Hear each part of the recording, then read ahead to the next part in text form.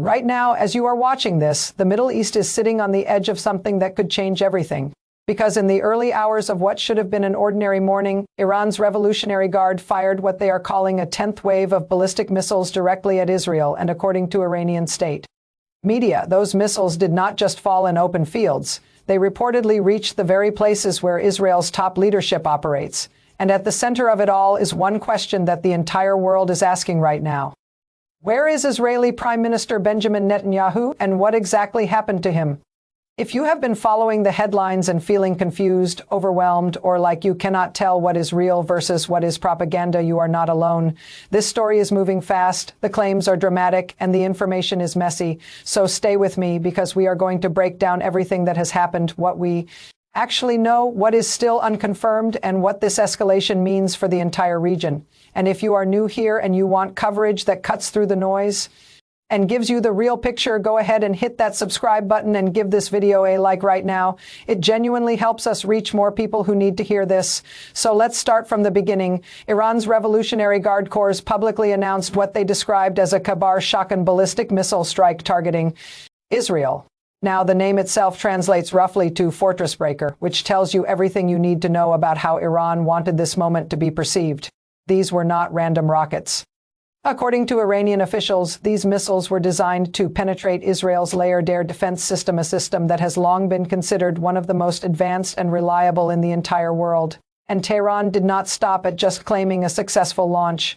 They went further, asserting that among the sites struck were the office of Prime Minister Benjamin Netanyahu and the headquarters of the Israeli Air Force Command. Those are enormous claims. And the moment they hit social media and state-run Iranian channels, the internet exploded. Within hours, viral posts were circulating across every platform. Some claimed Netanyahu had been killed. Others said he was missing. Some suggested the Israeli government had gone dark. The speculation was intense, emotional, and in many cases completely unverified. And that is exactly the environment in which misinformation thrives. When the stakes are high, the fog of war is thick, and people are desperate for answers. Here is what major international news organizations have been able to confirm. Iran did launch a significant wave of projectiles at Israeli targets. Some of those projectiles were intercepted by Israel's defense systems, but not all of them. Certain areas of impact included locations tied to strategic and political infrastructure. Sirens sounded across Tel Aviv and Jerusalem. Shelters were opened. Israel declared a state of emergency. These are facts that multiple credible outlets have reported consistently. What has not been independently confirmed is Iran's specific claim that Netanyahu's office was directly struck and that he was present at the time, and this distinction matters enormously. In wartime, and especially during an active strike campaign, governments do not broadcast the precise location of their leaders. That would be tactically reckless. What the Israeli government did instead was exactly what you would expect from a functioning state under pressure. They kept their statements controlled, carefully worded, and deliberately vague about personal details while reinforcing one consistent message: Israel's leadership is in command, the defense apparatus is fully operational, and the country's decision-making systems have not been disrupted. Israeli defense forces put out public statements focused on national security measures, interception updates, and civilian safety protocols. Officials repeatedly confirmed that the government was active and that military command was intact. Netanyahu himself had been publicly visible just days before this escalation, making strong statements in support of what has been called Operation Epic Fury, a large-scale joint operation carried out by Israeli and American forces against Iranian territory earlier in the week. That operation reportedly targeted sites connected to Iran's military and government leadership, including locations associated with Supreme Leader Ayatollah Ali Khamenei. Some US and Israeli sources suggested that Iran's own top leadership had been severely disrupted during that campaign, though those claims also remain contested. So what we are watching is not just a missile exchange. This is a full-scale escalation between two countries that have been locked in a cold proxy war for decades, and that Cold War has now turned very, very hot. And the United States is not sitting on the sidelines here. American forces participated directly in Operation Epic Fury, which means this is no longer just an Israel-Iran conflict. It is a confrontation with major power involvement, and the consequences are going to extend far beyond the borders of those two countries. To understand How serious this moment is, consider what has been happening on multiple fronts simultaneously. While Iranian ballistic missiles were targeting Israeli cities, Hezbollah in Lebanon reopened rocket fire into northern Israel, essentially activating a second front. Israel was simultaneously managing its defensive posture, coordinating with international partners, and maintaining civilian emergency systems.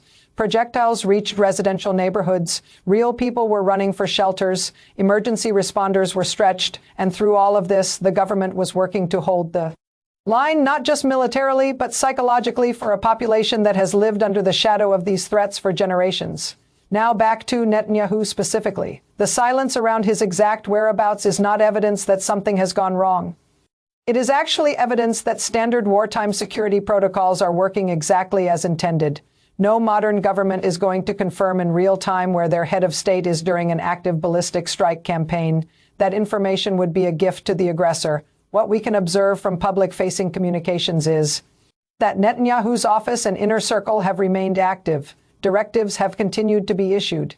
International calls have continued to happen. The machinery of Israeli governance has not gone quiet.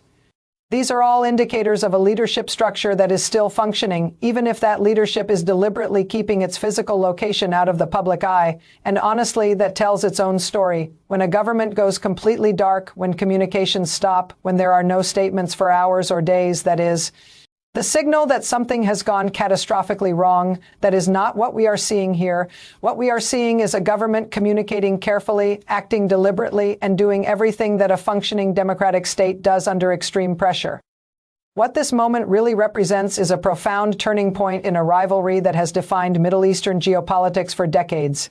Israel and Iran have spent years fighting each other through proxies, through intelligence operations, through targeted strikes and calculated provocations, but direct ballistic exchanges at this scale, with claims of reaching the top of the government itself, represent a level of escalation that the region has not seen before. The decisions made in the next hours and days are not going to be forgotten quickly. They will shape alliances, deterrence calculations, and regional security architecture for years to come. For ordinary people watching this unfold both inside Israel and around the world, the weight of this moment is impossible to overstate. This is not a political abstraction. These are real cities, real families, real lives, disrupted by missiles that do not distinguish between soldiers and children. The psychological toll on Israeli civilians who have lived through decades of rockets and threats is immense. And the responsibility on leadership, Israeli, American, and international, to manage this escalation without allowing it to spiral into something even more catastrophic is enormous. So here is where things stand as we bring this together. Iran launched a massive missile strike and made dramatic claims about hitting Netanyahu's office. Israel has confirmed projectile impacts and declared a state of emergency, but has not confirmed any damage to top leadership. Netanyahu's government remains operationally active. The U.S. is directly involved. Hezbollah has opened a second front, and the region is holding its breath for what comes next. What do you think happens from here? Do you believe Netanyahu's government can hold this together under this kind of pressure? And what role do you think the United States should be playing right now? Drop your thoughts in the comments below. I read every single one, and I want to know where you stand on this. If this video helped you understand a complicated story a little more clearly, please share it with someone who needs to see it. Hit subscribe if you are not already part of this community, and click the bell so you never miss an update when stories like this are breaking. We will keep watching, we will keep reporting, and we will be right back here as soon as there are new developments.